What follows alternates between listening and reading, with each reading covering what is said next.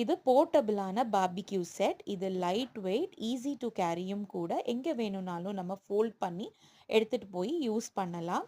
இந்த ஸ்லைடிங் இருக்கக்கூடிய இந்த ட்ரேயில் தான் நம்ம வந்து சார்கோல் அரேஞ்ச் பண்ணுவோம்.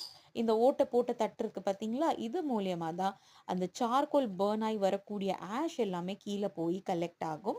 இது மேலே இந்த கிரில்ல போட்டு நம்ம என்ன மெரினேட் பண்ணி வச்சுருக்கோமோ அது எல்லாம் அரேஞ்ச் பண்ணி நாம் சூப்பராக grill பண்ணி எடுத்துக்கலாம்.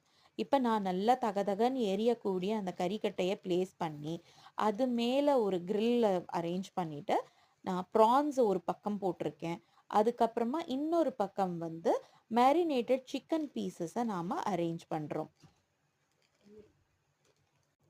மேரினேஷன்லாம் நம்ம 4 ஹவர்ஸுக்கு முன்னாடியே நல்லா மேரினேட் பண்ணி வச்சுருந்ததுனால ரொம்ப சாஃப்ட் அண்ட் ஜூஸியாக இருந்தது நம்ம செஞ்ச எல்லா டிஷ்ஷஸுமே.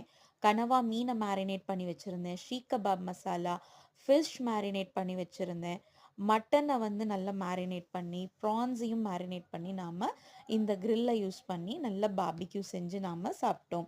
கொஞ்சம் ஆயிலை நாம் வந்து அப்ளை பண்ணுறதுனால அந்த ஸ்மோக்கி ஃப்ளேவர் கூடுதலாக வரும். இன்னும் என்னன்னு பார்த்தீங்கன்னா, இது கொஞ்சம் ஈஸியாக குக் பண்ணி உங்களுக்கு ஃபாஸ்ட்டாக கொடுக்கும்.